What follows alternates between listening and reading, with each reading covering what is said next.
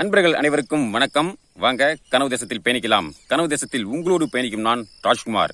நண்பர்களே, இன்றைய காணொலி பதிவில் ஒரு நெகிழ்ச்சியான ஒரு விடயத்தை பற்றி தான் பார்க்க போறோம். அதாவது எதை பற்றி அப்படின்னா, தமிழ்நாட்டில் வாழும் தமிழர்கள், வெளிநாட்டில் வாழும் தமிழர்கள். இன்னைக்கு நம்ம தமிழ்நாட்டில் வாழும் தமிழர்கள்லாம் இன்னைக்கு எதன் அடிப்படையில் வாக்கு செலுத்துறாங்க அப்படின்னா, இன்னைக்கு பல பேர் பணத்துக்கு குவார்டரு, பிரியாணி, இலவசம் இந்த மாதிரி 100, 200, 1000 சொல்லிட்டு வாங்கிட்டு கட்சிகளுக்கு வாக்கு செலுத்துறாங்க.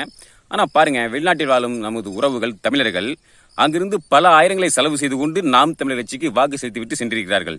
இதெல்லாம் பார்க்கும்போது ரொம்ப நெகிழ்ச்சியா, ரொம்ப உணர்ச்சி பூர்வமா இருக்கு. அதாவது செவி வழியா நம்ம கேள்விப்பட்டிருப்போம், வெளிநாட்டில இருந்து பல ஆயிரங்கள் செலவு செய்து நாம் தமிழ் கட்சிக்கு வாக்கு செலுத்திட்டு போயிருக்காங்க அப்படிங்கிற மாதிரி கேள்விப்பட்டிருப்போம்.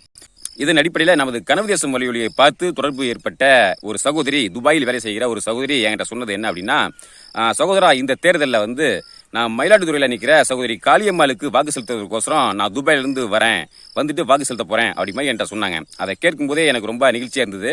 அந்த மாதிரி தேர்தல் நாள் என்று வாக்கு செலுத்திட்டு போனாங்க. திரும்ப அதுக்கப்புறம் நான் கேட்டேன், சகோதரி உங்களுக்கு அங்கிருந்து வந்துட்டு போறதுக்கான செலவு எவ்வளவு அப்படி மாதிரி நான் கேட்டேன். அவங்க சொன்னது என்னன்னா, 30,000 ரூபா ஆச்சு சகோதரா. அந்த மாதிரி நானும் வந்தேன், என்னோட இன்னும் சிலரும் பணிச்சு வந்தாங்க.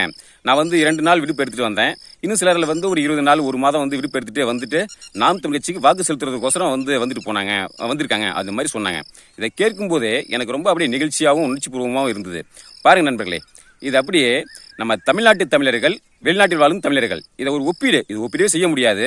இங்க நம்ம தமிழ்நாட்டில் வாழும் தமிழர்கள் எதன் அடிப்படையில் இன்னைக்கு வாக்கு செலுத்துறாங்க? ஒரு அரசியல் புரிதல் இல்லாம இன்னைக்கு 100, 200, 1000 இலவசம் இந்த மாதிரி வாங்கிட்டு இதற்காக வாக்கு செலுத்துறாங்க.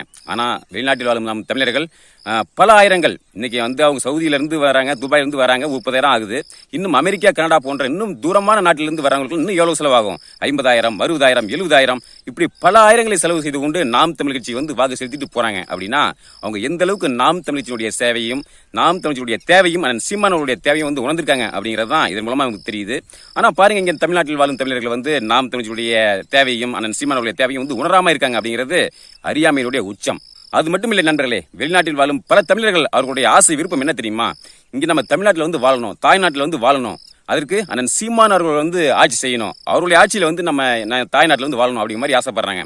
ஒரு சகோதரர் ஒரு கருத்து பெட்டியில தெரிவிச்சிருக்காங்க, நாங்க ஐரோப்பாவில் குடும்பத்துடன் வசித்துக் கொண்டு வருகிறோம், தாய்நாட்டில் வாழணுங்கிற ஆசை இருக்கு, ஆனா இங்க இருக்கக்கூடிய அரசியல் எங்களுக்கு பயமா இருக்கு, சீமான் அவர்கள் ஆட்சிக்கு வரணும், நாங்க இங்க தாய்நாட்டில் இங்க வாழணும் அப்படிங்கிற மாதிரி ஒரு கருத்தை பதிவிட்டு இருக்காங்க.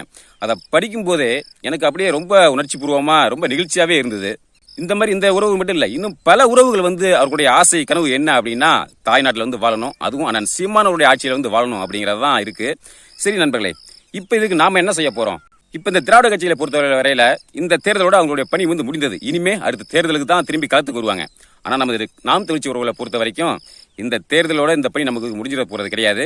அதாவது சீமான் அவர்களை 2026 ஆட்சி அரியணையில் அமர வைக்கிறது வரைக்கும் நமக்கு பணி அப்படிங்கிறது தொடர்ந்து நடைபெற்றுக் கொண்டு தான் இருக்கும். அதுக்கப்புறம் தான் நமக்கு உறக்கம் அப்படிங்கிறதே. அது வரைக்கும் நமக்கு உறக்கம், நிம்மதி அப்படிங்கிறது எதுவுமே கிடையாது. அதனால் நண்பர்களே, வருகின்ற 2026 தேர்தலில் நாம் தமிழ் கட்சி வெல்ல வைத்து சீமான் அவர்களை முதல்வராக ஆக்குவதுதான் நமது இலக்கு, நோக்கம், பயணம், கனவு எல்லாமே.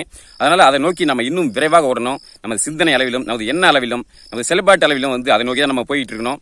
அதாவது எனது சிந்தனை அளவில், எனது செயல்பாட்டு அளவில் நான் ஓரளவுக்கு இப்ப தொடங்கிட்டேன். அந்த மாதிரி நமது கட்சி உறவுகள் ஒவ்வொருத்தரும் இது இலக்காக நிர்ணயித்து இந்த இலக்கை நோக்கி நம்ம ஓடிட்டே இருக்கணும். நமது இலக்கு அப்படிங்கிறது 2026.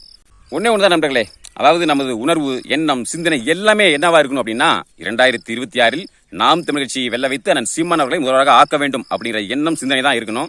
எனது சிந்தனை எல்லாமே அப்படிதான் இருக்கு. அதே மாதிரி நமது கட்சி உறவுகள் ஒவ்வொருத்தரும் இந்த மாதிரி நினைச்சா நிச்சயம் 2027 நம்ம இதை சாதிக்க முடியும். இதெல்லாம் முடியுமா அப்படிங்கிற கேள்விக்கே நம்ம இல்ல, நிச்சயம் முடியும். ஏன்னா அந்த அளவுக்கான தகுதி நாம் தமிழ் கட்சிக்கும் சீமானுக்கு தான் இருக்கு. அப்ப அதற்கான வழிமுறைகளை கண்டறிந்து அதுக்கு நம்ம எப்படி திட்டமிடணும், எப்படி அதை செயல்படுத்தணும், அந்த மாதிரி விடயங்களை நம்ம யோசித்து நிச்சயம் நம்ம செயல்படுத்தணும். அப்படின்னா 2026 நாம் வெல்வது உறுதி. சரி நண்பர்களே, இந்த ஒரு சிறிய தகவலை உங்களோட பகிர்ந்து கொள்ளதான் இந்த காணொலி. மீண்டும் அடுத்த ஒரு காணொலி சந்திப்போம். நன்றி, வணக்கம்.